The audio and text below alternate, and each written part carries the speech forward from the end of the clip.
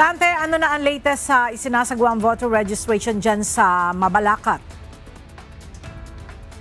Magandang tanghali, Ella. Sa ngayon ay naging maayos yung isinasagawang voter registration at nakita natin marami sa ating mga kababayan ang tumugon at nagparehistro sa unang araw ng pagpaparehistro sa buong bansa.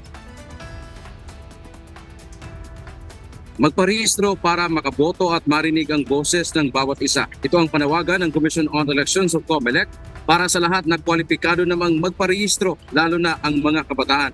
Kaya nagsimula na nga ngayong araw hanggang August 10 po yan ang 10 araw na voter registration sa buong bansa. Magtungo lamang sa tukal na tanggapan ng COMELEC mula alas 8 ng umaga hanggang alas 5 ng hapon. Pinangungunahan naman ngayong araw ni Chairman George Erwin Garcia at ilang commissioners ng COMELEC mula sa main office ang pagpaparehistro sa isang Indigenous People o IP community sa Barangay Kalumpang, Mabalacat, Pampanga. Paliwanag ng komisyon, walang dapat maiiwan maging ang mga nasa kasulug-sulugan ng Pilipinas. Nasa 100,000 mga katutubo ang inaasahang makakapagparehistro.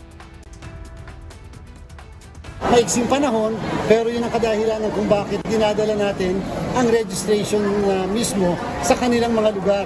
Hindi na natin sila pinapabayaan pang pumunta pa sa kapatagan, sa bayan o sa munisipyo. Kahit sa ibang parte ng ating bansa, meron tayong mga satellite registration. Sa National Capital Region ay mayroon ngayong Register Anywhere program o RAP na ipinatutupad ang komisyon. Ang mga hindi taga-NCR ay maaaring magparehistro sa RAP sa iba't ibang lokasyon tulad sa Ninoy Aquino International Airport o NAIA, Paranaque Integrated Terminal Exchange o PIDX, LRT2 Recto Station, Phil Sports Arena dyan sa Pasig City at marami pang lugar. Kaya pinakita na ang parehistro na huwag po kalimutang magdala ng kahit isang valid ID o government-issued ID. Kasama po dyan ang National ID, Postal ID, Senior Citizens ID, Passport at marami pa. Maaari ring magparehistro ang mga nasa edad 15 taon pataas para makaboto sa barangay at sangguniang kabataan elections o BSKE. Bisitahin lamang ang official page ng COMELEC para sa mga karagdagang impormasyon.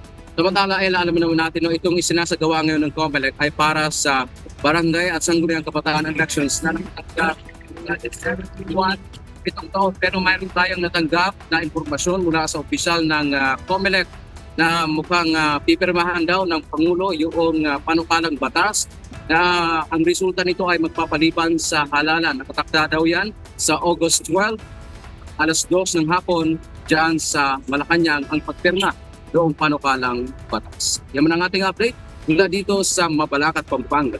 Balik sa iyo. Maraming salamat, Dante Amento.